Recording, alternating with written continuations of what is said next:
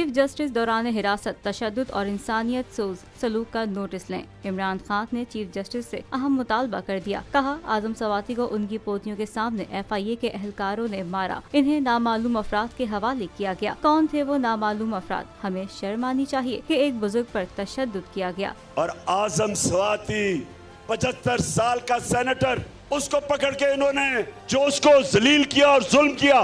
मैं आज मैं इनको पैगाम देना चाहता हूँ कि हम इंसान हैं, हम भेड़ बकरियां नहीं हैं। शाहदरा में हकीकी आज़ादी मार्च के शुरा से खिताब करते हुए चेयरमैन PTI ने चीफ जस्टिस ऑफ पाकिस्तान को मुखातिब करते हुए कहा कि आपका काम कानून की हिफाजत करना है, कौम आपकी तरफ देख रही है। दौरान हिरासत तशद्दुद पूरी दुनिया में खिलाफ कानून है। अगर आप हमें तहफ़्फ़ुज़ नहीं देंगे तो हमारे हुकूक की हिफाजत कौन करेगा? इमरान खान ने कहा कि हम इंसान हैं, भेड़ बकरियां नहीं। हम दुनिया के सबसे अजीम लीडर मोहम्मद मुस्तफ़ा सल्लल्लाहु अलैहि वसल्लम के उम्मती हैं। हमें जानवरों की तरह ना रखा जाए। मैं आज चीफ जस्टिस साहब आपको भी कह रहा हूँ कि आप इसके ऊपर एक्शन लें जो आजम सवाती ने आपसे अपील किया।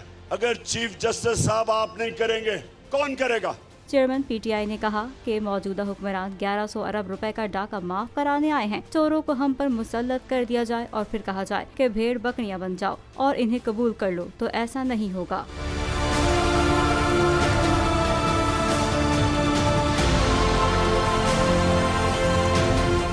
PTI का हकीकी आज़ादी मार्च सिर्फ बोल दिखा रहा है। 24 घंटे हकीकी आज़ादी मार्च, सबसे ज्यादा रील्स और सबसे ज्यादा रेटिंग्स के साथ बोल रहा नंबर 1।